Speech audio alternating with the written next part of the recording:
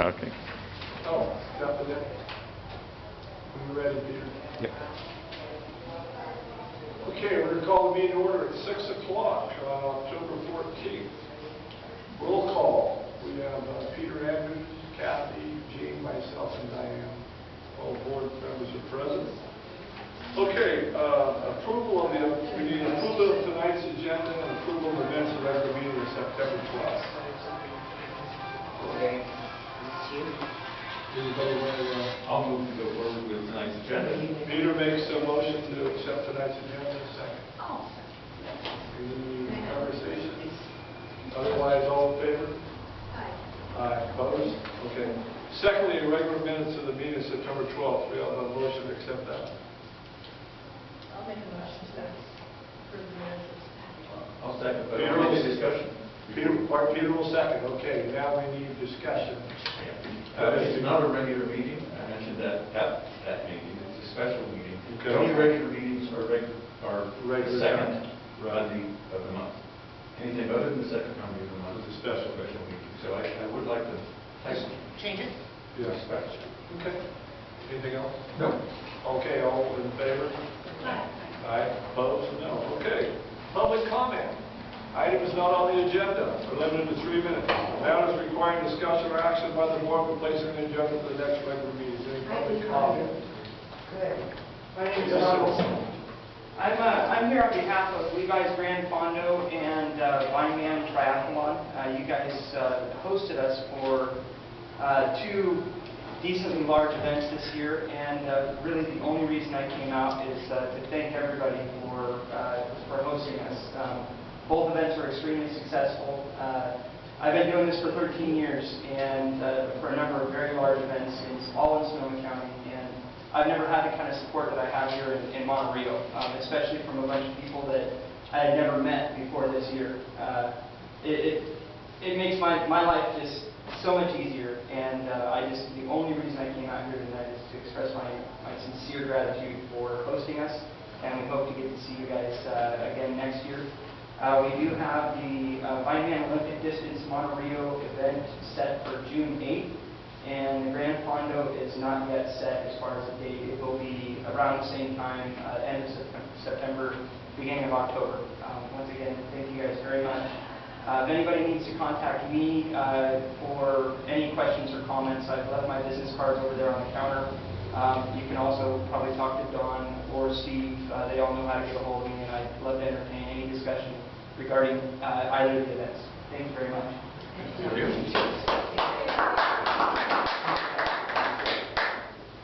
Okay, Mr. White. Yeah, this is sort of a question. It's my understanding that the Raccoon Park now owns the Creekside Park. That is what I was told by We always have on that property. Yeah, you totally manage it. Yes. It's under your purview, your aegis. It belongs to you. Okay, so the question is, I understand that redevelopment allowed something like $1.365 million towards phase 1 of the park. And the question is, could you speak to the possibility of what might evolve as a phase 2 if there will be a phase 2? Can you speak to that? Actually, the experts are here.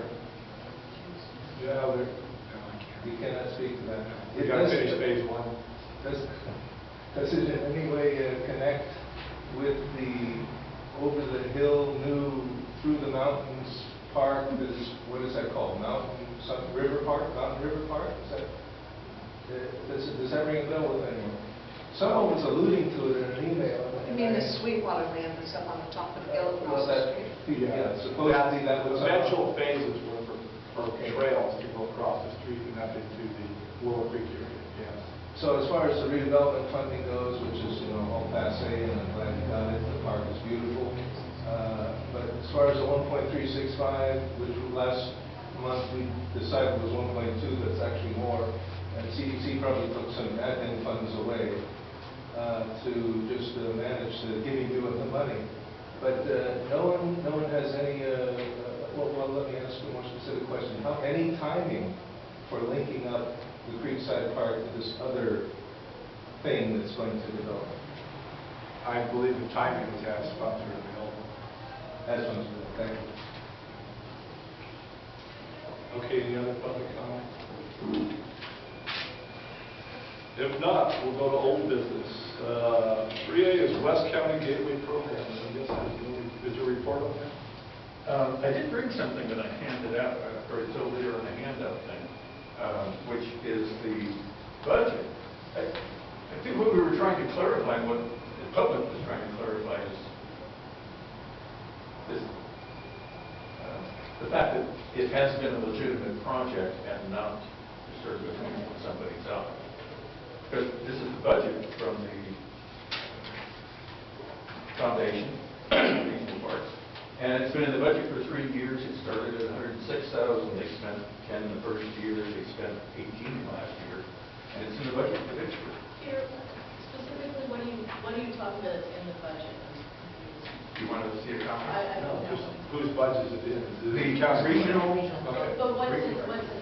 What are- Money's in the budget under the title West Gateway Project. Gateway Project. And that has to do with the Monroe Recreation Park District. That what? What is, I'm just confused. This agenda item was launched and put on the agenda just in case there's further information that's available. Okay, so what you're doing is giving us information on the budget. Okay. Yeah. It just clarifies one of the points that it has in fact been a tracked budget item by regional parks for 3 years. Okay. And it's been done. Thank you. Okay. So, Am I allowed to Yeah. speak after you? When I went to their June meeting that folks in Occidental held, not regional parks, that was a later meeting. But the June meeting that I went to, the areas that were designated as part of this Gateway project were Occidental, Bodega, Jenner, Monterey. And the first that I heard of it was going to this meeting in June.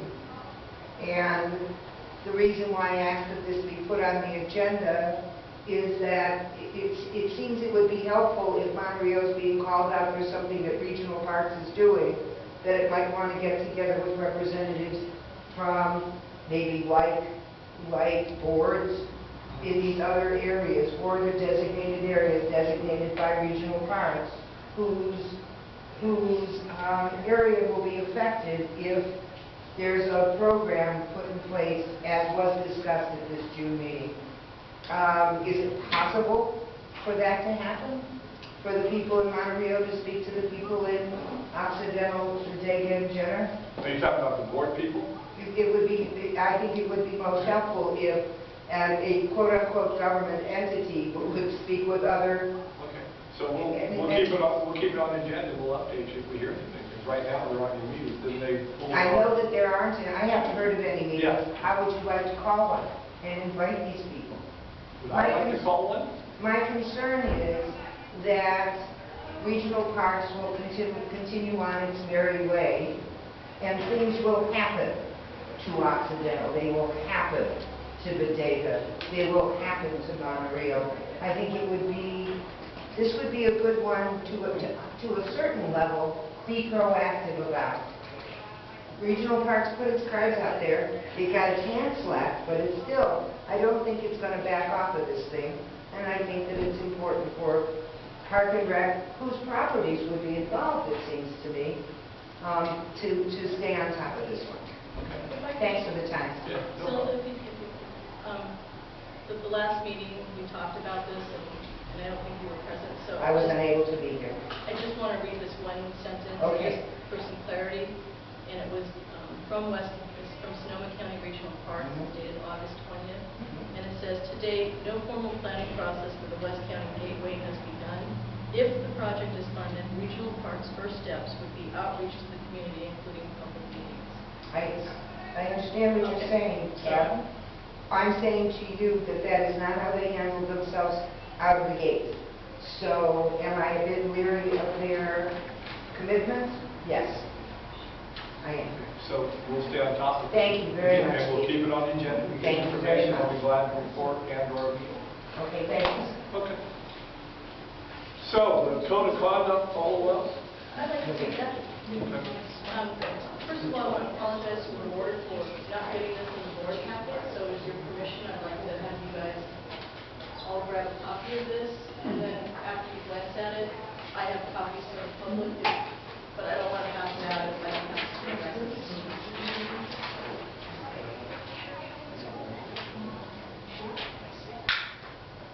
So just to kind of have a small little recap, when this board went to the training in March of 2013, it was discussed at great lengths and determined that the board and the public would benefit greatly from a written code of conduct, with the hope that there would be better communication amongst the directors and the public.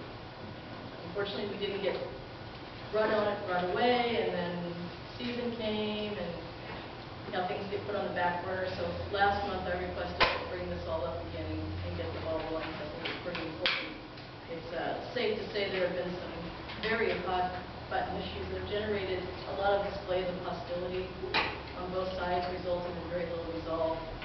So I'm hoping I'm speaking for the board by saying we are hopeful that implementing this mutual code of conduct will kind of improve everyone's behavior and their communication will strengthen. Because I personally believe that the burden is on the directors to stay true to the code of conduct and that we manage ourselves in a professional manner.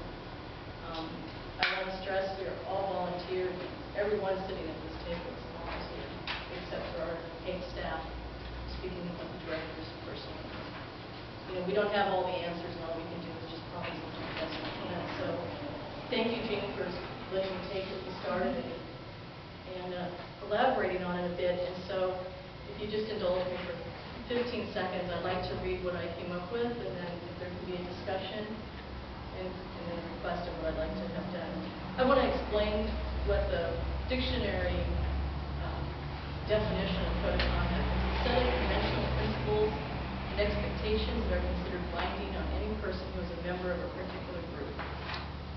In trying to draft this, I was considering two different groups, the public and the board.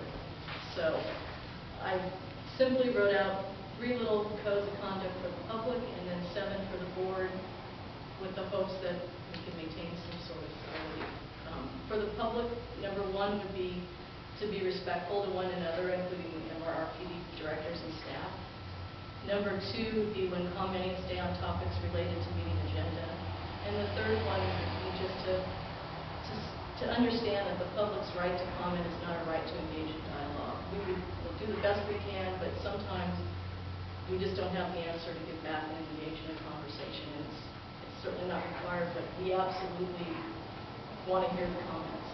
So for the public, for the board of directors, these are pretty obvious, but I think it's important to state it. 1, conduct ourselves in a professional, courteous, and respectful manner. 2, act honestly, fairly, ethically, and with integrity. 3, practice active listening with one another and the public. 4, use civility in discussions and debate with one another and the public. 5, demonstrate effective problem-solving approaches. 6, follow parliamentary procedures in conducting public meetings. And 7, honor the role of the board chair in maintaining order. And I'd like to open it up for discussion, but I think it's what my request would be is that we discuss it, and then on the November agenda, we pass a resolution that we agree to adopt this, and there could be changes or whatever. And when the new board sits, we actually, we'll get sworn in, and the rest of the members, we sign it, that we've agreed to it. I'm going to put it on the back of our card, so the directors sitting at this table understand what we have a responsibility to do to help run this meeting and be effective with the public. And then I'm going to hope that the 3 requests that we've made to the public get also followed as much as possible. So that's where I am. Yes. Would it be considered a part of the code of conduct that if anyone on this board might have a financial interest in anything over which the board has cognizance, should that person recuse himself from votes? We already do that. That's In it. order to do that. And Ken, also to just clarify, I think under number 2, act honestly, fairly, ethically, and with integrity, I think that would certainly kind of cover that as well. You know, I think that we do act with all of those things. Do the other directors have anything to say? No, I like it. That is great. Yeah, okay, we're gonna put it on the next So, agenda. and as an action item for us Yeah. to approve a resolution. Okay. There are copies here if anyone wants to keep them, and thank you very much. Okay. New business, district treasurer, what did you find out after your board meeting? No, I haven't heard back from them this week. Okay, should we go ahead or should we wait for you to hear back? Well, go ahead. I mean, it's just up to Okay, you. our last district treasurer, unfortunately, moved out of district, had resigned, so we need to have a new district treasurer. Because of the way we do business on our own side of the county, we have to have a designated treasurer, so. Okay, we have a surety bond in place on district treasurer. So we're just, we need to pose a nomination for. Right, and then later on, it'll be action items. Can I make comments? Yeah. Good. This was in July of last year that MRRPD voted to award the title of district treasurer to Katrina Thurman. The position was not a hired staff position. The position was not an authorized position incorporated into the bylaws of the MRRPD. At the time, and undocumented in any minutes, Katrina espoused that in order to fully separate from county control, we needed an officer of the MRRPD district to be able to interrelate to county staff on financial matters.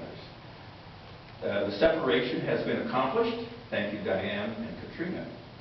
But before we grandmother someone into this position, I would ask for some due diligence being attempted into understanding, 1, what the role of the treasurer would be, 2, into incorporating the role formally into our bylaws, and 3, having a proper job description documented before we could possibly consider voting for candidates.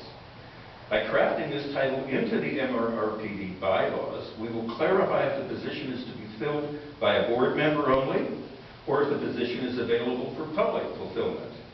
Also, by crafting this title into the MRRPD bylaws, we will clarify if this is to be a paid position or strictly volunteer.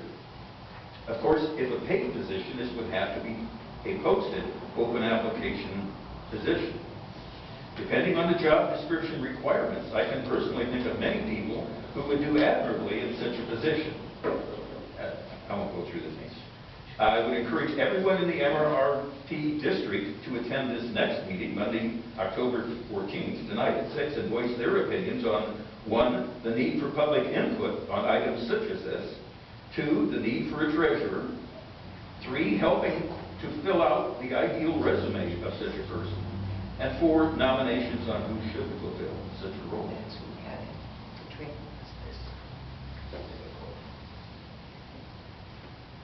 The reason for the treasurer. Board treasurer is that Sonoma County treasurer is not our treasurer, and we have to have a treasurer. It's just, Okay. And that would, in conjunction with breaking away from the county. Wait, what law are you citing that says we have to have a treasurer? that's, it's in the resolution that we adopted in the July minutes. Could you drag it out? Not at this very second, but it is California Civil Code. It would be in board packet usually that resolution in there. And as well as not only that, just the definition of the treasurer. But you didn't bring that along with you. No, I didn't. Diane? So it was on the agenda for tonight. Well, I mean, basically what they're going to do is nominations. We did it last July by resolution, and whomever would be nominated would be who would be on the resolution for the next board meeting. You're only going to take one nomination? Well, We haven't taken any yet, we're still We haven't. discussing it. Peter, you might have, asked us a week ago. I did, I sent this 2 weeks ago, actually. I did not see that. Hey, may I I ask a can't question? That was in my email this morning, so. Does West America Bank, where we have our district accounts, require a treasurer to be on? No, it's not Okay. our banks. It's the county. Can I ask a point of clarity here? Correct, yeah. The agenda was out early this time, it was out 2 weeks before this meeting. So this item was on the agenda. Why, how could you have posted it without getting the email asking you to post it? Oh, my comment. This, yeah, no, I mean, all this was is just nomination, I mean, we did it last July. That's, you posed all of these questions I would this suggest, morning. number one, that we wait until we're full board next month to do it. Well, that won't be next month, that'll be It won't be till December. What happened in November? They won't take office till the first meeting in December. December 6th, That's when actually, the is office when they takes officially effect. take office. They Right, can then I- swear in next month, but they take office on December 6th. At least if they're sworn in, they could at least be a part of the discussion, yes. But wait a minute. So that's That's my comment to start with. Right. now, what do you two have comments? Is there an urgency, or can this board wait until the next meeting to appoint the treasurer? Well, I don't think that anything's really going to happen, but we're really in violation of code, yes. But We're supposed to have a board treasurer with a surety bond. We do have a surety bond on Katrina, and as it stands right now, I mean, Katrina is still the district treasurer. Can we have an interim? Yes. And then we can decide if we want to change that one. On the full board, so we have to have one on board. We have- Let's we put have one to on They're board. asking me questions that I don't know the answer to, but like I say, I've called into the county treasury, and I have not heard back. Okay, why don't we So do this? if we're in a Questions violation, this morning. I think we should take care of that. Sure. Why don't we do this? Why don't we appoint one? With the understanding that we'll revisit it when we have the full board. And by that time, we'll have all the questions And we'll have answered the too. And then it'll be, resolution. yeah. Will that work? Yeah, that'll work. Yeah. Well, just due to the fact that Jane is now the chair of the budget committee, or on the budget committee, I think Jane would be the best fit for the interim treasurer, because she has the history with hospital workers and Katrina, and that would be probably what I would suggest. Okay. Do you have a nomination? Public comment. I'm sorry, go ahead. When it's appropriate, I have a comment. It's Yeah, go now ahead. the time.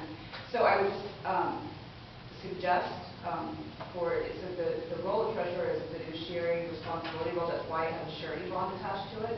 So if you're going to vote somebody in as an interim, which is appropriate, I would have the board add a caveat that they cannot sign or take any actions in the role of treasurer in the interim without a surety bond on them. You wouldn't want, Okay. that would open the board up to liability that you don't want.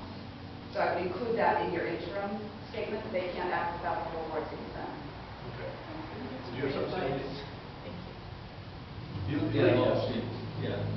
Steve, you might remember back, I don't know, it's not exactly ancient history, but all boards used to have a treasurer. And Yes. A few years back, the county auditor said, no, you can't have a treasurer, you have to have a financial coordinator. Treasurer.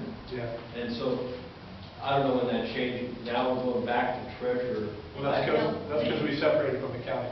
Oh. We're not with the county anymore, so we have to have our own treasurer because we're not. If we were still with the county, you're right, but we're not with them anymore.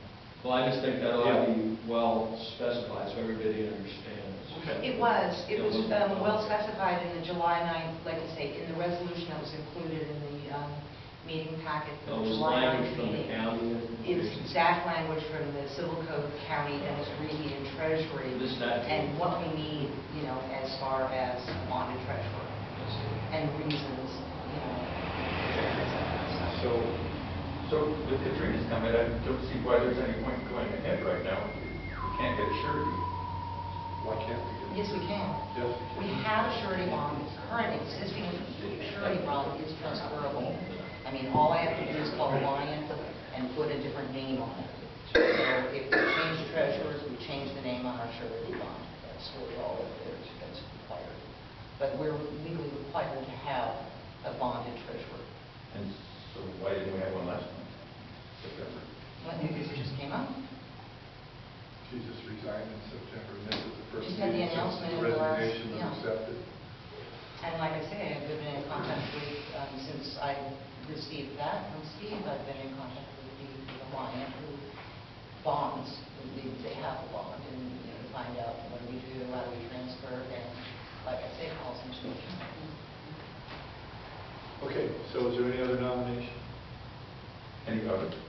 Yeah, well, she nominated Jean.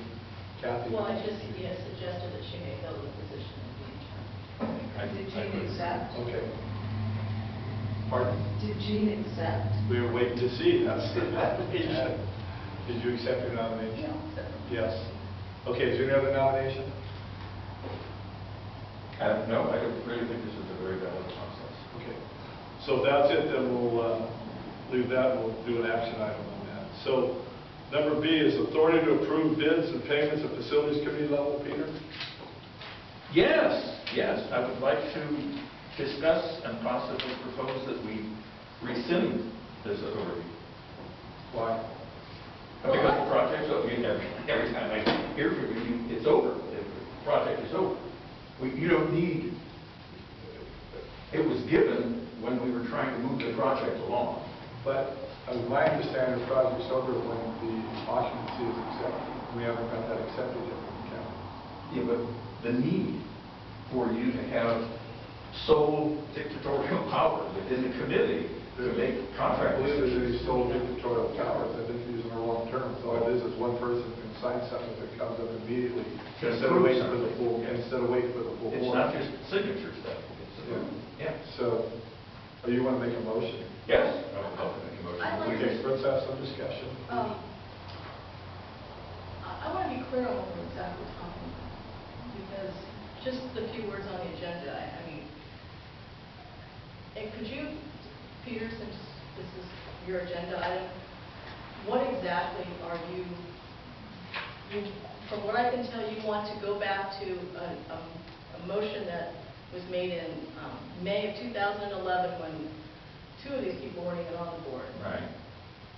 You actually were on the board and made the motion and Right. unanimously voted that night. But so you're asking that we go back, we rescind that order that was signed 2 years ago, Well, 2.5 years ago, We- and start fresh, or just have it all go through the board? I mean, what?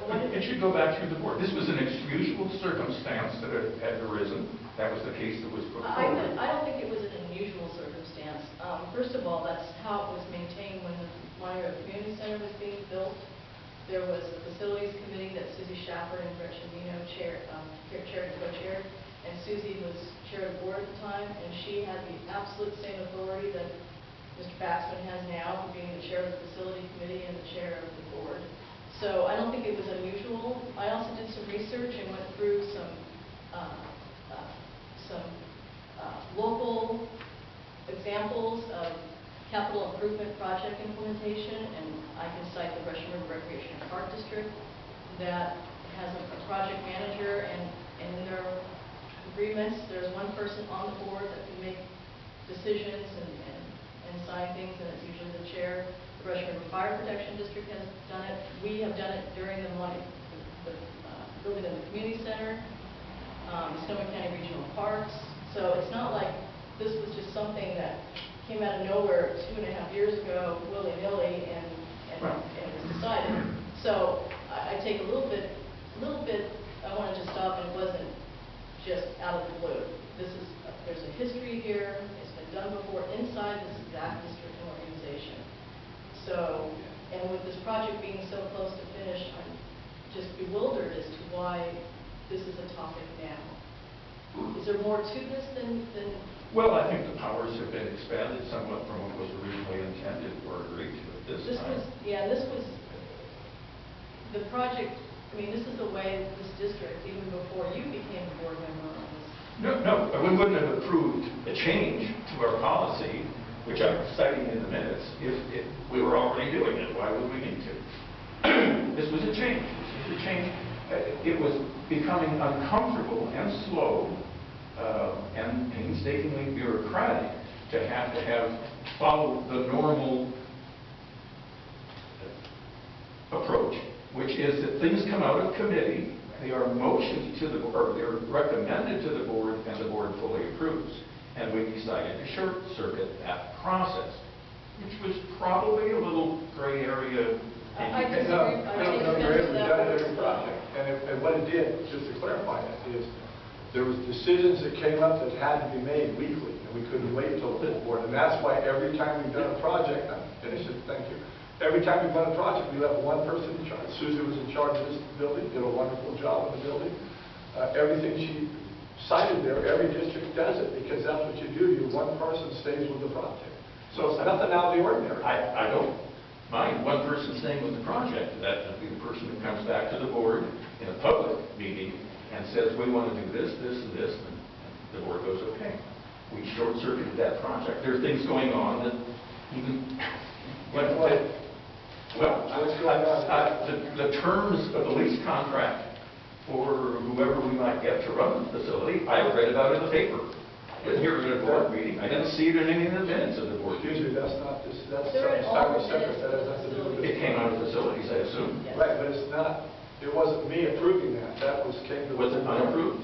It went to, this goes to the full board, it wasn't just me saying, yeah, we're gonna do it, that went to the full board, that's entirely separate from what you're talking about. That's not the Creekside project day in, day out. What minutes are the terms of the Creekside Park Cafe in our minutes? I'd go back and look at our minutes. You're telling me we don't approve that? Excuse me, we're Apply to what you're talking Yeah, we're on topic here, We so... need to be back on the topic.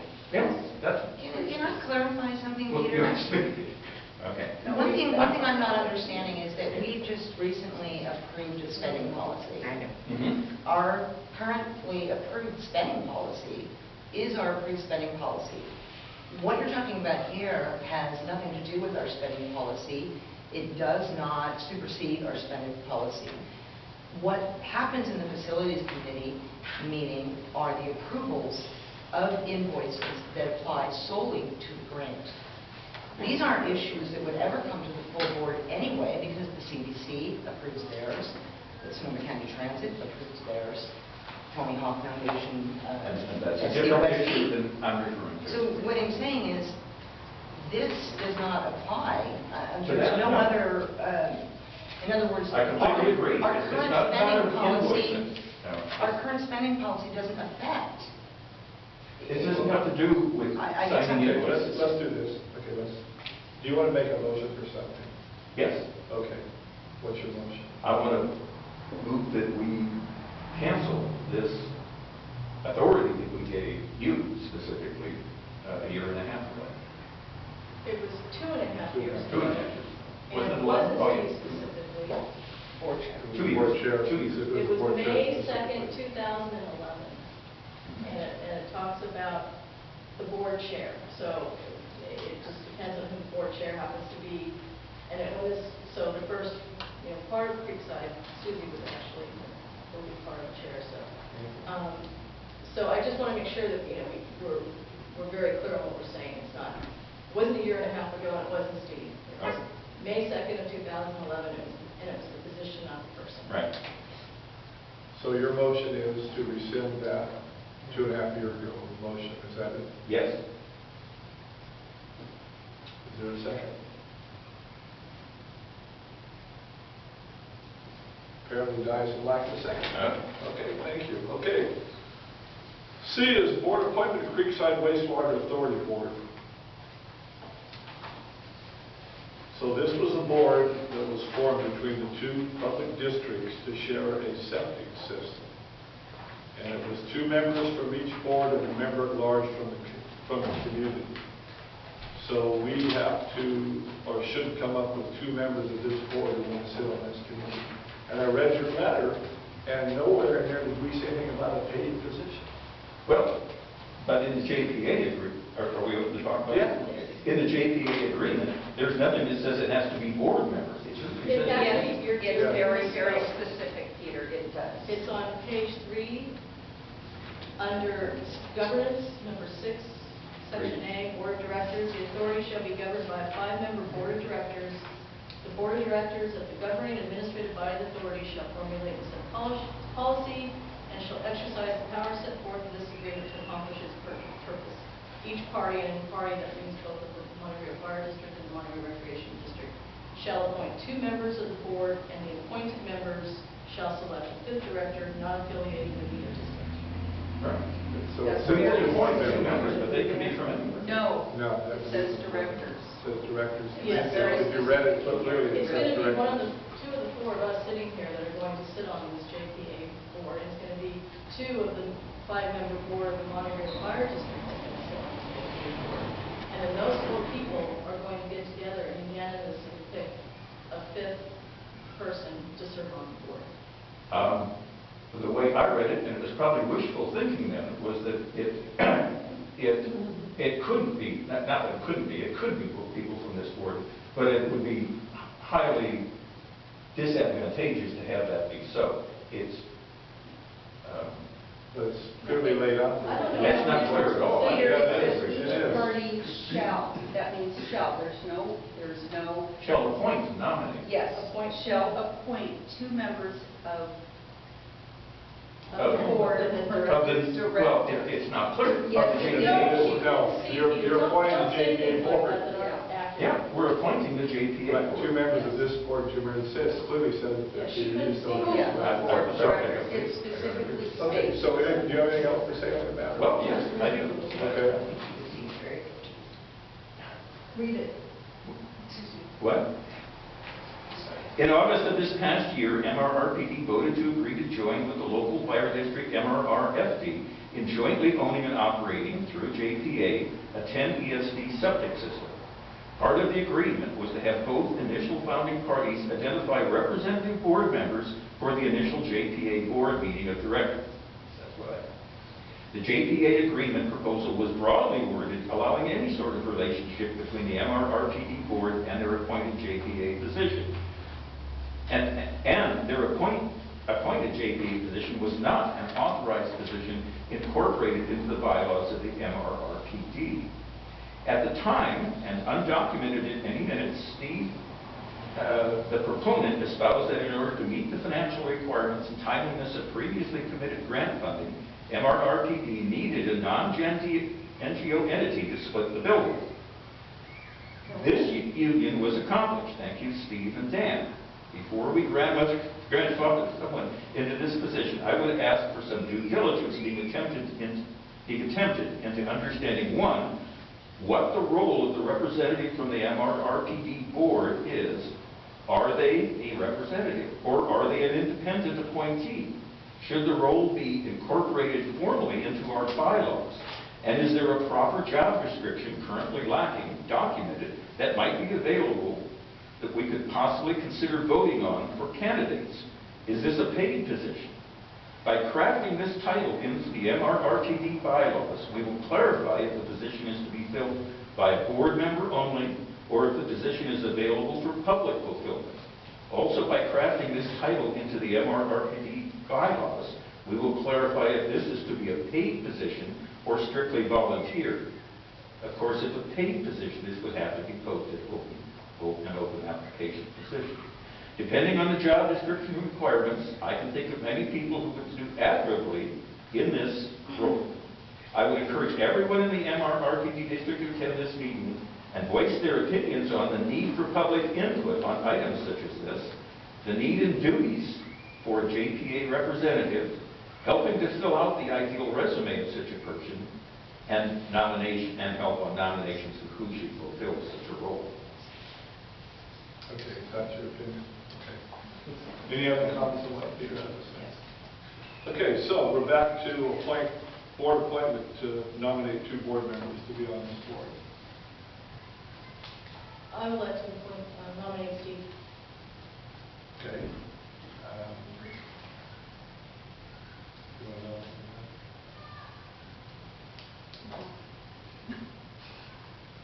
I'm sorry, go ahead.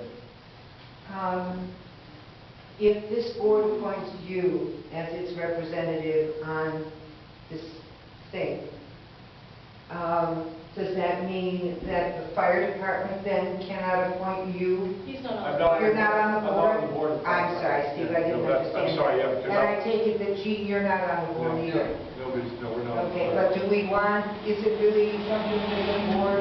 Does the board want 2 fire department people, sorry guys, to be their representative on this joint committee, this joint, whatever this thing is, so that we would have 4 fire department people and something? I'm just asking the question. Yeah, no, No, that's a valid question. Are you allowed? You couldn't be on it, could you? Because you're Why not not? allowed to be on the fire board. I'm not on the fire board. I said, you're not allowed to be on the fire board because you're the fire chief, is that right? No, it's just you can't be on two boards at the same time. You can't be on fire and on park at the same time. Just address something. But you are. I'm sorry. I'm not. No, he's No, I'm not. not. You're not. I'm sorry. You're not. Go ahead. But if you can't be on that board, can you be on this joint powers? Why not? Why not? It states in the